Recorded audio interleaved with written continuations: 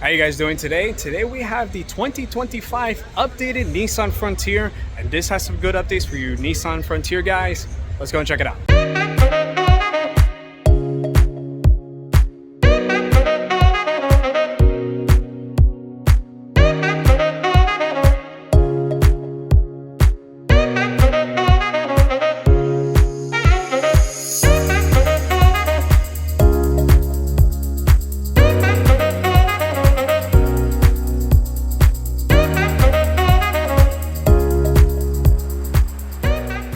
So I am a really big fan of this truck, especially since this is technically the only midsize truck that's on sale with a V6 that is now with crazy technology.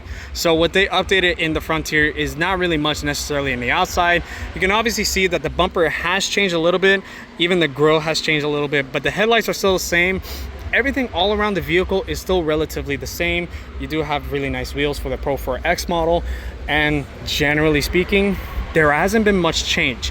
However, the updates are mostly in here, and there's another update for the configuration model. The big one is the fact of now you can get a 6-foot bed for the higher trim models. So instead of you only getting the 6-foot bed with the crew cab in SV form, you can now get it up in the higher trims, such as the Pro X, the Pro 4X, and also the SV Premium package.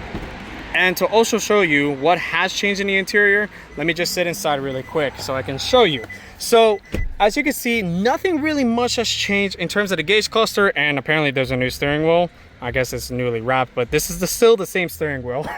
However, if I shift over to the left, you're gonna see now a new 12-inch screen that's right up front. It is nicer, and it is pretty good to keep this vehicle more modern, while the other competitors are being seriously competitive. So you're also going to see that there's lettering for that says Frontier.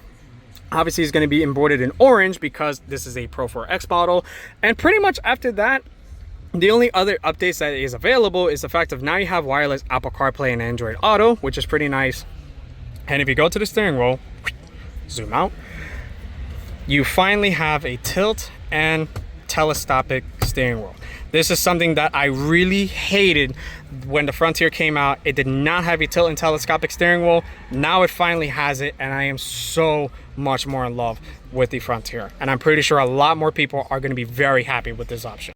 And in case anyone was curious to see how the back seat room is, the rear seats sit a little bit right up a lot. So in terms of it being comfortable for a full-grown adult, not really. It's more made in for smaller adults or larger children, depending on how you want to see it, but it does fit adults if you really have to.